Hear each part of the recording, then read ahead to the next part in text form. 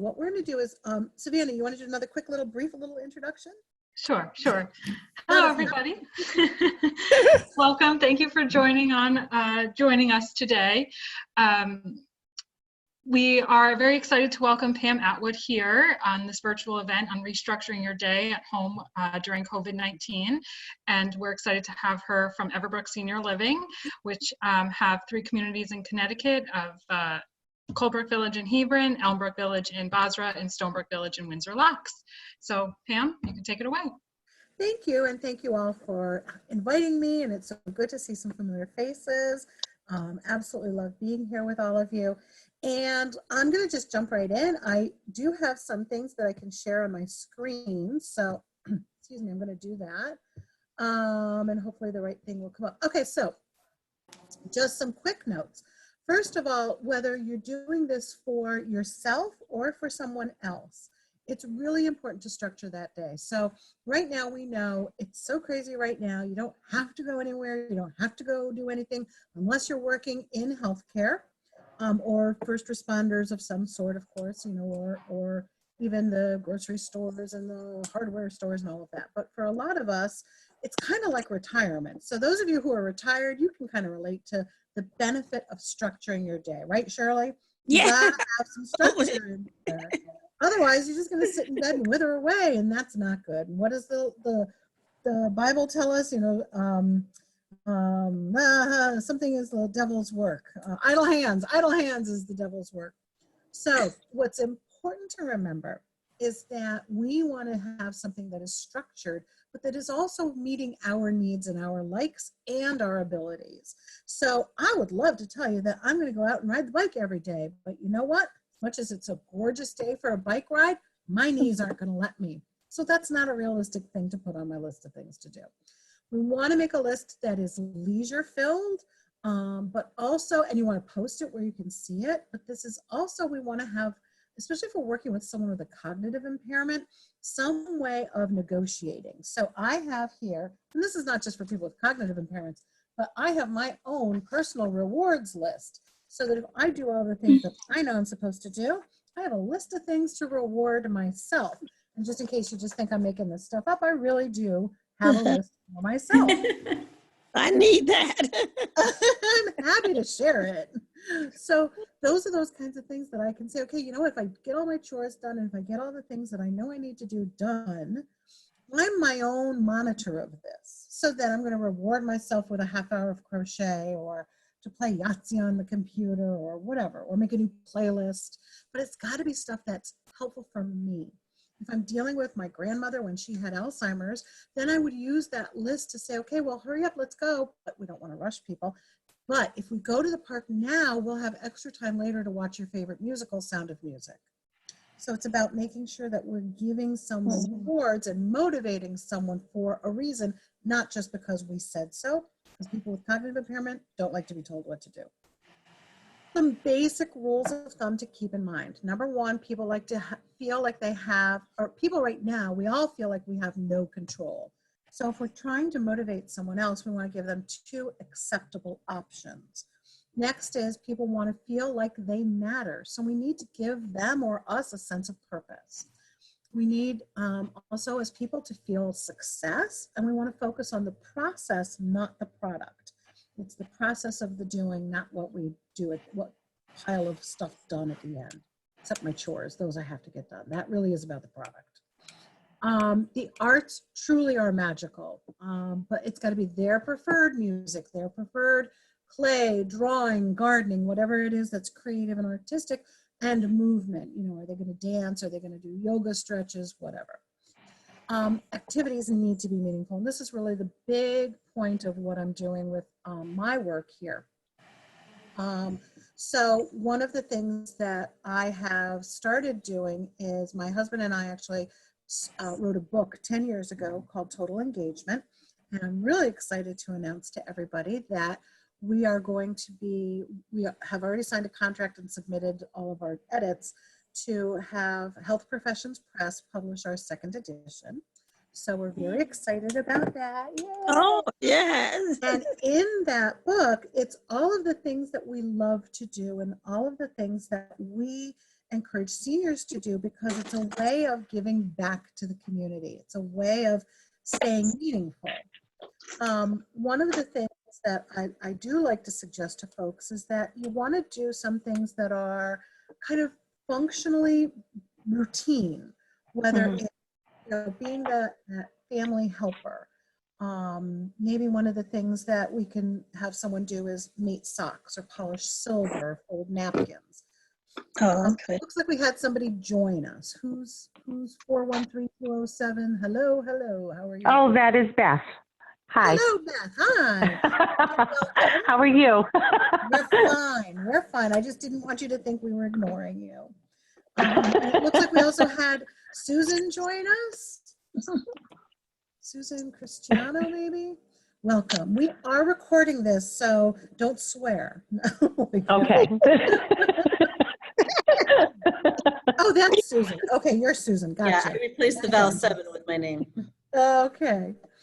So I had on this list here some of the other things that you could do as a kind of that family helper.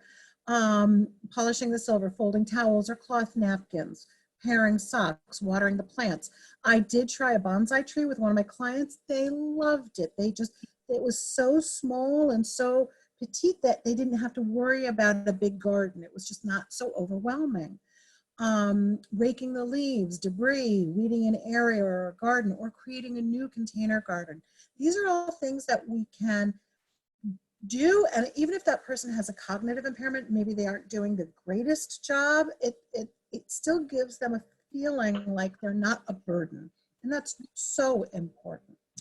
So the other things that I wanted to share with you are two things that our folks love, and one of them we call Coops for Troops, and this is where we work with an organization like supportourtroops.org, and that's really all you have to write down, supportourtroops.org. It's a great organization because, number one, they do a lot of work with military families and soldiers who are deployed. They, what we do is we take coupons like you get in your Sunday paper or whatever, or Thursday paper locally, and you clip out those coupons. Now, the coupons can also be expired. Military families can use coupons that are up to 6 months expired. Oh, okay. I know, right? Sounds great. So Coops for Troops is wonderful because even if you forget to send them in, they're probably still good. The other thing that's fun about it is that it's great for people with cognitive impairments because you can give them an assignment. Like, can you sort them all by date? Can you sort them all by what's baby stuff, what's pet stuff, and what's general? Okay, and that way, and they have to all be categorized. So then you put them all in little plastic baggies and you label that. Okay, so now you're just going to label that pets. All right, and then you package that all up and ship it off to Support Our Troops in Florida. And all of the information on how to do that is on their website. It's a wonderful way to feel like you're giving back. And even if you're somewhat busy or you've got kids home or grandkids or whatever, that's something that we can all do. And it's so important to support our military troops on the front lines and their families back home. So that's one of the things that I love to do. The other thing that I love, I thought I would also share on the screen, and that is a program called Time Slips. Now, time slips, you can actually, let me minimize that and find out. Excuse me while I look for these documents, which are all going to be hidden behind this. Well, you know what? I might have to go in. I had put them all in, I had opened them all in advance of this, but my little bar for the share and the muting and the video and everything is all blocking it. So let's see here. Oh, let me go to this first. So conversations in a box. Where did it go? Who's bringing that one up? Well, okay, so we won't worry about that. Time slips. So with time slips, what I love is, let's say we have a picture. So you can all see, here's this picture of these ladies. What are they doing? They're serving something at a buffet, but there's a big crowd back there. What's going on? So you would start with this picture and then create a creative story. we don't know what this story is. And for every group that we do it with, it might be different. What's fun about this is how to make it meaningful. So what we've done in groups that I've done with some of my clients is I will have them take a picture like this, create a story, and then we put it all together with this picture photocopied. Oh, And in the little plastic sheet things, I was going to see if I had one handy, but I don't. And then put it in a book that we can read to the kids during Sunday school or during, library time or whatever, so that there are ways that we can go to our local youth organizations and connect with them in a creative way. Now, whether you're working with someone with a cognitive impairment or just doing this for yourself, for the people with cognitive impairments, they can then also go and share those stories. It's not about remembering that they created this story, but it's about being in the moment and allowing them to have that joy in the moment. Let me tell you about a little bit about how we do this now. So I'm just going to close that document. There we go. So here are some questions we might ask. What is going on? What should you say? So I'll ask all of you. In that picture with the pies and the ladies, what was going on there? Picnic? A picnic. Sure, could be a picnic. So why were they gathering? What was the point of this picnic? Town celebration. Oh, a celebration. I like celebrations. We have some celebrations coming up. What might they be celebrating? Memorial Day. I like that. Memorial my Day. birthday. Town's birthday. 50th birthday. I don't know. A town celebration, absolutely. Their centennial. I mean, we're in New England. We've got Quisquicentennials. I can't even remember what that was, 150th. We've got all kinds of reasons to celebrate. Then what should we name the two ladies? Margaret and Mary and Martha. Mary, Martha, and Margaret.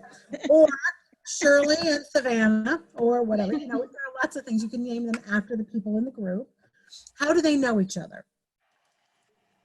from church. Like Yeah. it? All right. Yeah. They like it. They all go to church. Yep. How do they get along? Well, yeah, because one cooks one thing, one cooks another. They share what they cook.